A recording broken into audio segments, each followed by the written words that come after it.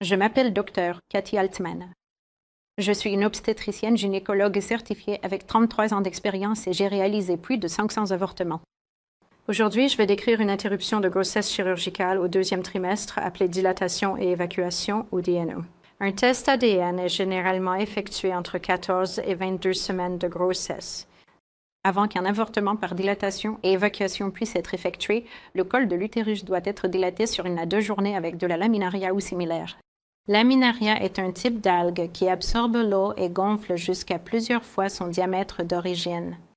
Lorsque la femme subit la partie évacuation, elle est couchée sur une table avec les jambes dans des étriers.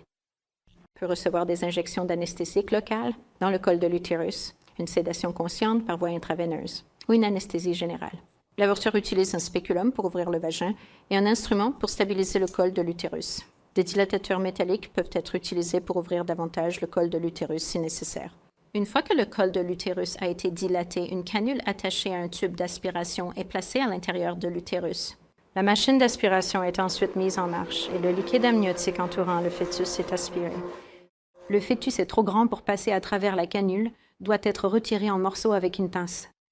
Une pince Sopher est en acier inoxydable et mesure environ 13 pouces de long. Au bout, il y a des rangées de dents pour saisir. L'avorteur atteint l'utérus avec la pince et essaie de saisir un bras ou une jambe.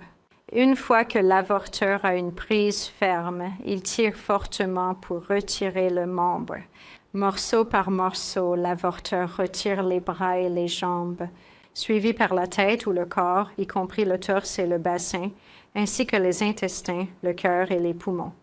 Le placenta est également retiré. Si le col de l'utérus a été trop dilaté, le corps ou l'ensemble du fœtus peut être extrait intact. La partie la plus dure de la procédure est l'extraction de la tête du fœtus, qui à 20 semaines est de la taille d'une prune. L'avorteur doit ouvrir largement la pince pour attraper la tête, puis la broyer afin qu'elle passe par le col de l'utérus. L'avortoir sait qu'il a écrasé le crâne lorsqu'une substance blanche, le cerveau du fœtus, s'écoule alors par le col de l'utérus. L'avorteur retire ensuite la tête comprimée.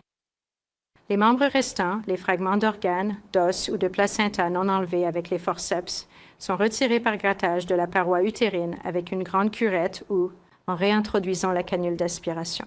L'avortoir réassemble ensuite les parties du fœtus pour s'assurer qu'il ne reste rien à l'intérieur de l'utérus, ce qui pourrait causer une infection ou des saignements.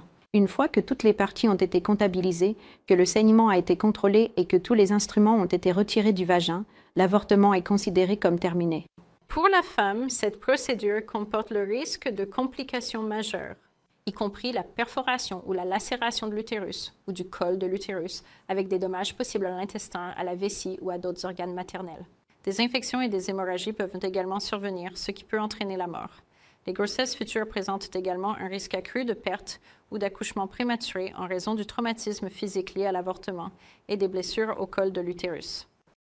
Comme mentionné au début, je pratiquais des avortements. Je croyais vraiment aider les femmes.